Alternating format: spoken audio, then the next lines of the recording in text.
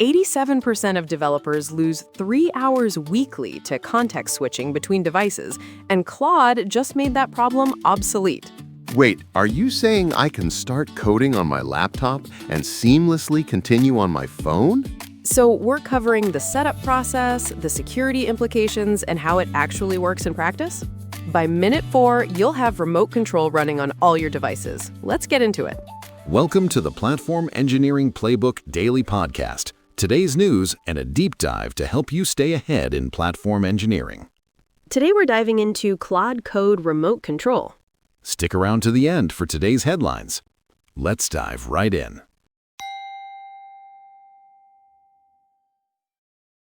So let's talk about what Anthropic just dropped with Claude Code remote control, because this is fascinating from a platform engineering perspective.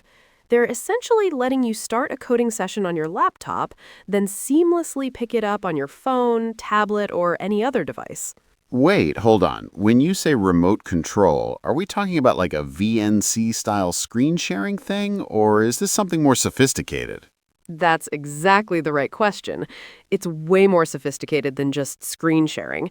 What they've built is essentially a cloud-based development environment that maintains your entire coding context, your open files, terminal sessions, even your undo history, and makes it accessible from any device through a secure connection. Okay, but we've seen cloud IDEs before. What makes this different from, say, GitHub Codespaces or Gitpod? The key differentiator here is that it's not just about the IDE, it's about the AI assistant context. When you're working with Claude Code, you're building up this rich conversational context with the AI about your code base, your architecture decisions, your debugging process. That entire context travels with you. Oh, I see. So if I'm debugging a gnarly distributed systems issue on my laptop and I get called into a meeting but want to continue on my iPad. Exactly. You don't lose that conversation thread where you and Claude were working through the race condition in your message queue. The AI remembers everything: what you tried, what didn't work, the specific error patterns you were investigating. But wait, that raises some serious security questions. We're talking about potentially sensitive code and architecture discussions floating around in the cloud. Absolutely, and this is where it gets interesting for platform teams.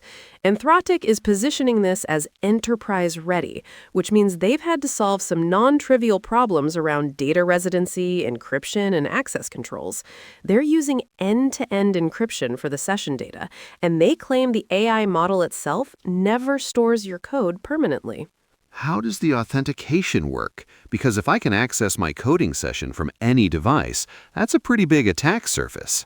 They're using a combination of device tokens and time-limited session keys.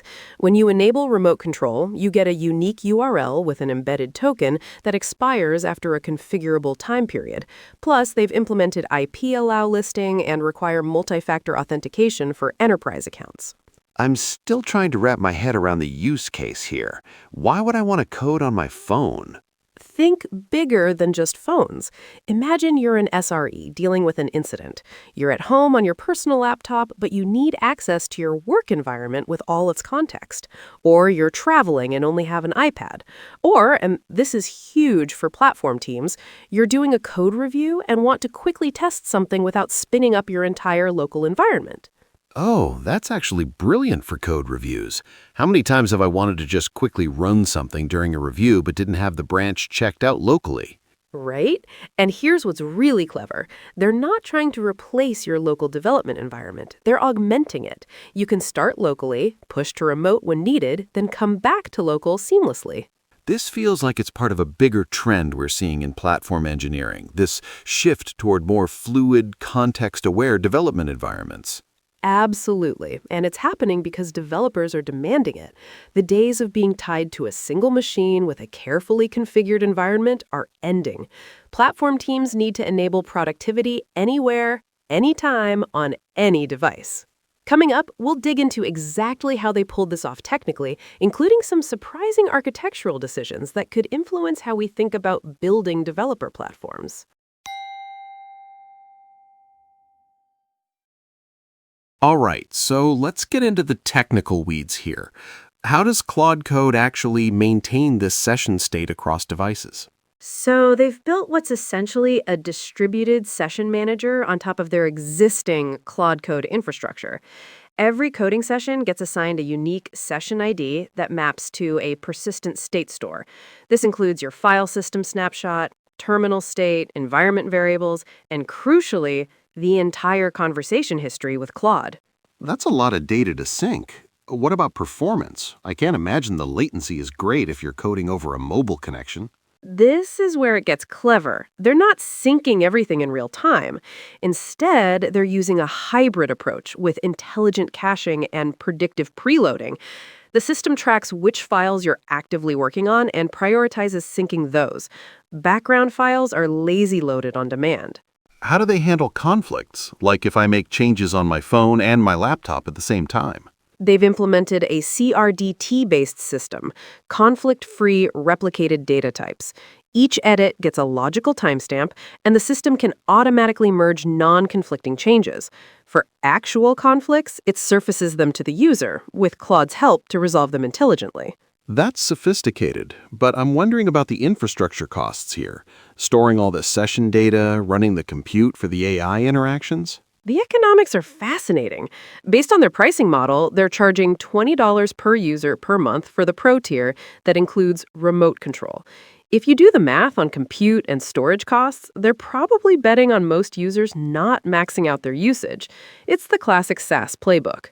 But what about enterprise customers who might have hundreds of developers using this heavily?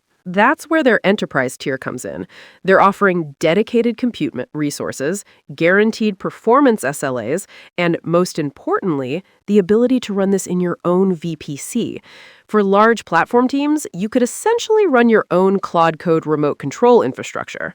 Wait, they're offering on-prem deployment? Not exactly on-prem, but private cloud deployment. You can run the session manager and state store in your AWS or Azure environment while still using Anthropic's API for the AI model itself. It's a nice balance between control and convenience. That's actually a smart architectural decision. It addresses the data residency concerns while still leveraging their AI expertise.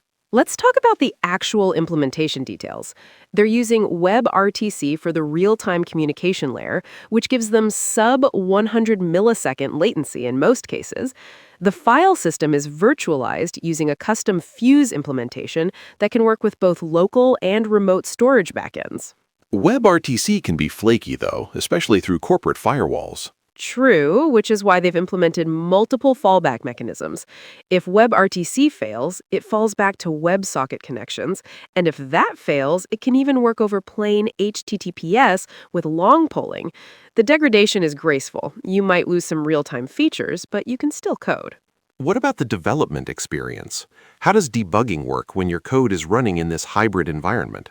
They've integrated with the debug adapter protocol, so your local VS Code or JetBrains IDE can connect to remote debugging sessions. Breakpoints, watch expressions, step-through debugging, it all works. The clever bit is that Claude can see your debugging session and provide context-aware help.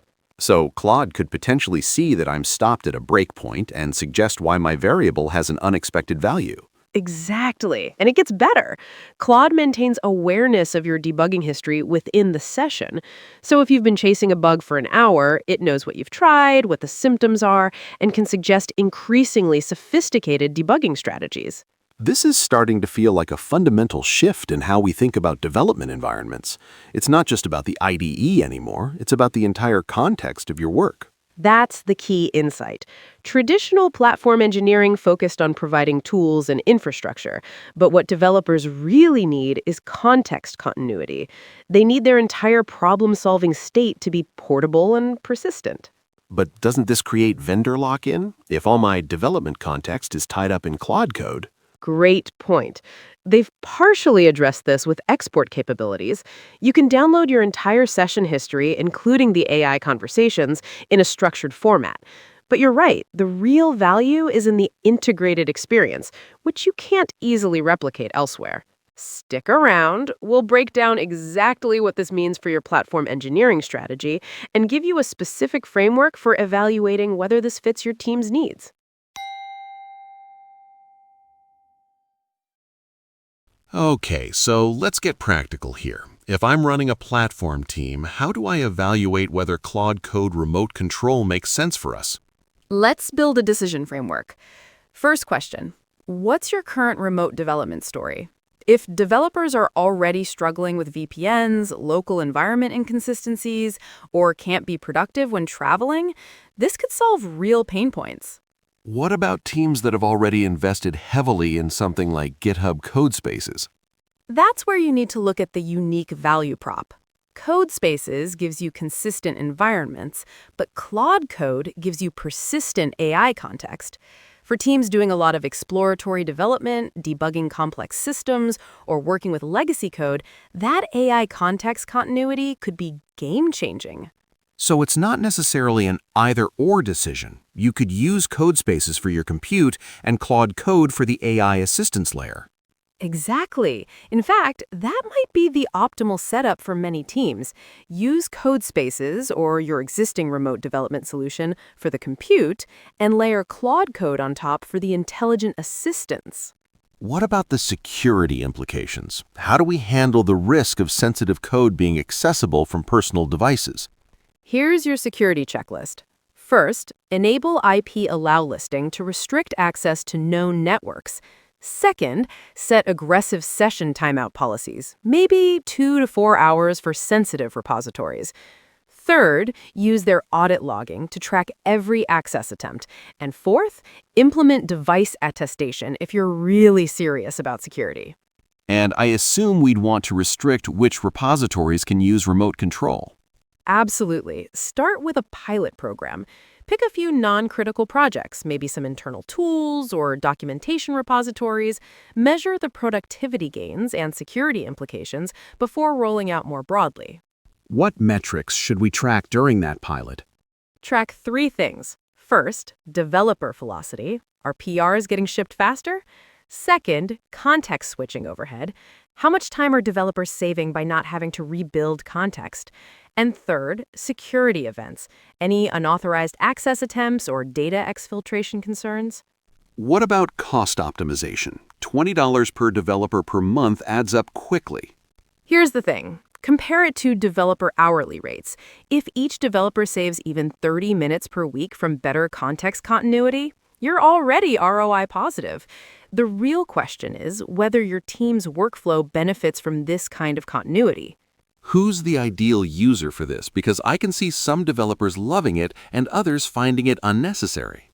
Your power users are going to be developers who work across multiple code bases, anyone doing significant debugging or reverse engineering, developers who travel frequently, and interestingly, junior developers who benefit most from the AI assistance. Why junior developers specifically? Because the persistent context means Claude can build up a deeper understanding of where they're struggling. It's like having a senior engineer who's been watching over your shoulder for hours and knows exactly what you've tried and what concepts you're grappling with. That's actually a great point for teams that are scaling rapidly and need to onboard junior developers more effectively. Now, let's talk about what to watch for in the next 6 to 12 months. I predict we'll see every major AI coding assistant add some form of cross-device continuity. The question is who'll do it best. What's going to differentiate the winners from the losers in this space? 3 things: latency, context quality, and integration depth. Latency is obvious. If it feels sluggish, developers won't use it. Context quality is about how well the AI maintains and leverages the session history, and integration depth is about working seamlessly with existing tools and workflows. So for platform teams, the action item is to start experimenting now, even if we don't adopt it wholesale. Exactly. Set up a small pilot, gather data, and most importantly, understand how this fits into your broader developer experience strategy. Because whether it's Claude Code or something else, this shift toward persistent, intelligent development context is happening. Any final thoughts for teams considering this? Remember that the goal isn't to chase the latest shiny tool, it's to reduce friction in your development process. If your team is losing productivity to context switching, environment inconsistencies, or lack of mobility, then tools like Claude Code Remote Control deserve serious evaluation.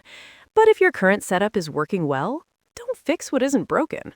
And I think the bigger takeaway here is that we're seeing a fundamental shift in what developers expect from their tools. It's no longer enough to provide compute and storage. We need to think about preserving and enhancing the cognitive context of development work. That's the real innovation here. We're moving from tools that just execute code to tools that understand and augment the entire development thought process. And that's going to fundamentally change how we build and run platform teams. Before we wrap up, let's catch up on this week's infrastructure news.